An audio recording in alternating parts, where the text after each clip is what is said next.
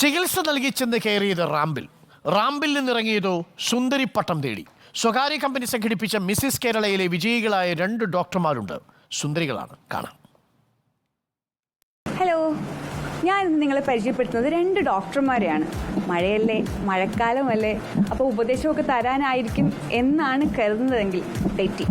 ആരാന്നറിയണ്ടേ? കാണാം.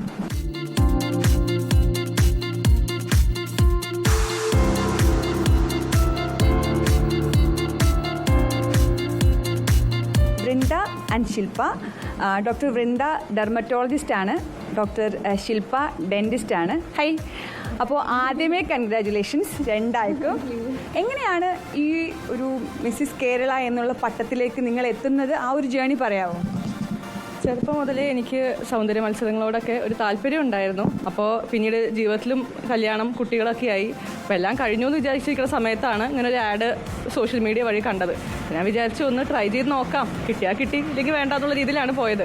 ഒരു ടീനേജ് മുതലേ എനിക്ക് മോഡലിങ്ങിനോട് താല്പര്യം ഉണ്ടായിരുന്നു. പക്ഷേ ഈ മെഡിസിനിലോട്ട് കാല് കുത്തിയപ്പോൾ അതിനുള്ള ടൈം കിട്ടാതായപ്പോൾ അത് കഴിഞ്ഞിട്ടാവാം എന്നുള്ളത് കരുതിയിട്ടാണ് ഞാൻ അപ്പം ഓഡീഷൻ കൊടുത്തത്. അപ്പോഴേക്കും മിസ്സസ് ആയി. ഇപ്പോൾ ഇങ്ങനെ കിരീടമൊക്കെ ചൂടി നിൽക്കുമ്പോഴേ എന്താ നിങ്ങൾ അടുത്തൊരു മേഖലയുണ്ടല്ലോ, മെഡിക്കൽ ഫീൽഡിലൊക്കെ നിങ്ങൾ നിങ്ങളുടേതായ കഴിവ് തെളിയിച്ച് അവിടേക്ക് എത്തിക്കഴിഞ്ഞു.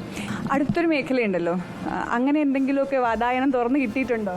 വാതായനങ്ങൾ തുറക്കുന്നുണ്ട്, പക്ഷെ നമ്മുടെ സമയവും താല്പര്യങ്ങളും അനുസരിച്ച് ഓരോന്നും നല്ലത് നോക്കിയിട്ട് പോകാമെന്നുള്ളതാണ് തീരുമാനം. ചിന്തിച്ചിട്ടൊക്കെ മതി എന്നുള്ളതാണ് തീരുമാനം. കാരണം എന്തൊക്കെയായാലും പഠിച്ച് നേടിയത് നമുക്ക് നഷ്ടപ്പെടുത്താൻ പറ്റില്ലല്ലോ. ഏതോ സിനിമയിൽ അവസരം കിട്ടിയില്ലേ?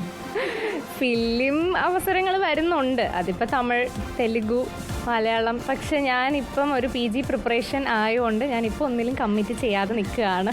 അപ്പോൾ നിങ്ങൾ എങ്ങനെയാണ് അന്ന് ഈ മത്സരം കഴിഞ്ഞ് ഈ വേദിയിലേക്ക് എത്തിയതെന്നുള്ളതിൻ്റെ ഒരു സാമ്പിൾ മേടിക്കട്ടാവാം.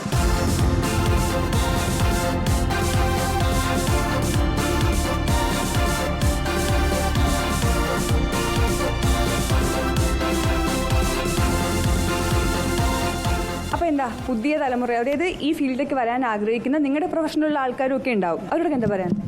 അവരോട് എനിക്ക് പറയാനുള്ളത്, ആഗ്രഹങ്ങൾ ഒരിക്കലും നമ്മൾ കൂട്ടിനകത്താക്കി വെക്കരുത്. നമുക്ക് എന്ത് ആഗ്രഹം ഉണ്ടെങ്കിലും ഒരു ജീവിതമേ ഉള്ളൂ, നമുക്ക് അത് മുന്നോട്ട് കൊണ്ടുപോവുക.